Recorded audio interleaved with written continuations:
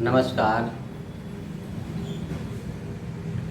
राम जन्मभूमि मुद्दे के राजनीतिकरण का रहस्य क्या है? सन 1947 में देश को आज़ादी मिली। 1950 में नए संविधान को अंगीकृत कर लिया गया। 1952 में पहला चुनाव हुआ। धीरे धीरे चुनाव दर चुनाव कांग्रेस बढ़त हासिल करती रही। 1977 तक आते आते लगभग 30 वर्षों तक उसका एक छत्र राज्य था। क्या देश में राजनीति की दिशा ठीक रही? 1975 में हाई कोर्ट इलाहाबाद के निर्णय के पश्चात श्रीमती इंदिरा गांधी के 1971 के चुनाव को जिसने रद्द कर दिया था, इंदिरा जी ने उस चुनाव इलाहाबाद हाई कोर्ट के निर्णय को माना नहीं और उल्टे उन्होंने न्यायपालिका को झूठा बताते हुए संसद में अपने वर्चस्व को दिखाते हुए पूरे देश में इमरजेंसी लगा दी। विधायिका को मुट्ठी में कर लिया। न्यायपालिका को माना नहीं और तीसरा स्तंभ जो मीडिया का होता है उस पर भी सेंसरशिप लगा दी। क्या देश के प्रधानमंत्री को न्यायालय का सम्मान न करते हुए अपने व्यक्तिगत लाभ के लिए देश को इस प्रकार से राष्ट्रीय आपातकाल में झोंक देना चाहिए? लेकिन ऐसा हुआ। इसके पश्चात भी देश की राजनीति की दिशा क्या ठीक चली है? उन्नीस 1977 में जनता पार्टी जेल के अंदर बनी, उसने चुनाव लड़ा। कांग्रेस को हार का मुख देखना पड़ा। इंदिरा जी सत्ताच्युत हो गई। लेकिन जनता पार्टी भी अपने स्वार्थ की लड़ाई में अंततः अपने ही वजन से टूट गई, गिर गई। चरण सिंह को कांग्रेस ने समर्थन दे करके प्रधानमंत्री बनाया, लेकिन वास्तव में उनको संसद का भी सामना नहीं करना पड़ा और वो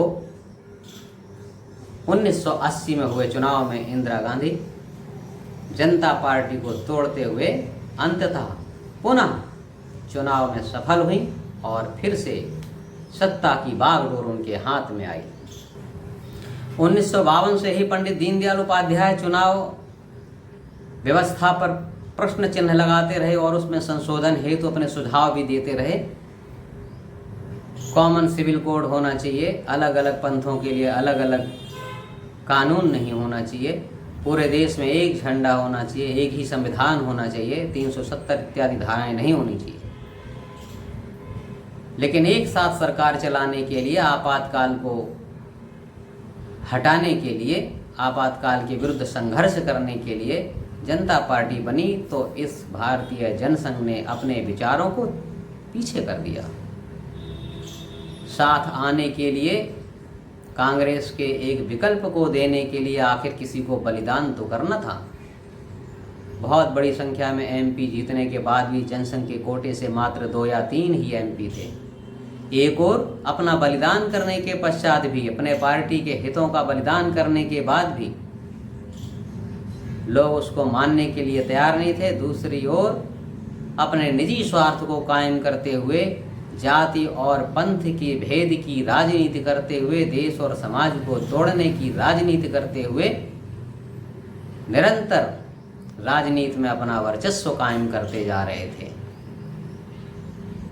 अपने वोट बैंक को कायम करने के लिए कांग्रेस किसी भी प्रकार से उपेक्षा नहीं कर सकती थी। शाहबानो प्रकरण में सुप्रीम कोर्ट ने निर्णय दिया कि गुजारा भत्ता उसको दिया जाए, लेकिन कांग्रेस ने इस डर से कि कहीं मुस्लिम वोट बैंक उसका छिटक ना जाए, उसने सुप्रीम कोर्ट के निर्णय को भी संसद में अपने बहुमत के बल पर पलट दिया, धता बता दिया सुप्रीम कोर्ट को भी। लेकिन विपक्ष के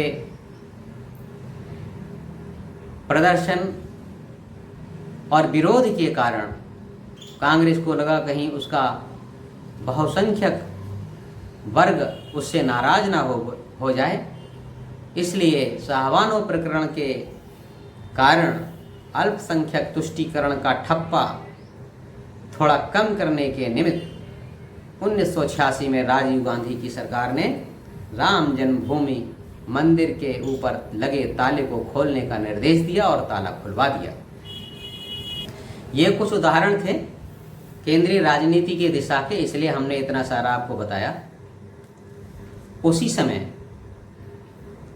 सन 79-80 के दौरान आई मंडल आयोग की रिपोर्ट, उसका अध्ययन उस समय के अत्यंत चतुर राजनीतिज्ञ विश्वनाथ प्रताप सिंह ने उसका अध्ययन किया। उसके आंकड़ों के तह में गए, जानकारी की उन्होंने, और ये पाया यदि लगभग 25-30% वोट बैंक बना करके कांग्रेस इस देश के ऊपर 30 साल तक एक छत्र शासन कर सकती है, तो इस देश में रहने वाले ओबीसी के नाम से विभिन्न जातियों के 52% या उससे भी अधिक जाति के लोगों को जातिगत आधार पर किसी भी प्रकार से एक वोट बैंक के रूप में अगर खड़ा कर लिया जाए, तो इस देश में लोकतंत्रात्मक व्यवस्थाओं का पालन करते हुए भी लंबे समय तक देश प्रशासन किया जा सकता है। और इसी के नाते मंडल आयोग की रिपोर्ट को हवा देना चालू किया, और 86 के बाद कोई मंडल आयोग की रिपोर्ट को हवा दे रहा, कोई अल्पसंख्यकों को हवा दे रहा, कोई अपने वोट बैंक को कायम करने की कोशिश कर रहा है। इन्हीं अवस्थाओं में हुए चुनाव में 1984 में एक पक्ष था भारतीय जनता पार्टी, जिसको संपूर्ण देश में कार्यकर्ताओं का संगठन होने के बावजूद लाल कृष्ण आडवाणी, अटल बिहारी वाजपेयी ऐसे नेताओं के होने के बाद भी मात्र 2-3 सीटें मिली। सोचने पर ये विवश हो गए कि देश को तोड़ने की राजनीति निरंतर सफल होती चली जा रही है, देश के अस्तित्व का खतरा है। जिस प्रकार से अंग्रेजों ने वोट डालो राज करो की नीति का अनुपालन किया था, उसी प्रकार से आज भी इसी देश के राजनीतिज्ञ इसी प्रकार की राजनीति कर रहे हैं। उनको देश समाज से कोई मतलब नहीं है। जाति और पंथ के विभेद का प्रयोग करते हुए देश को तोड़ने का प्रयास कर रहे हैं। क्या ये देश रहेगा या समाप्त होगा?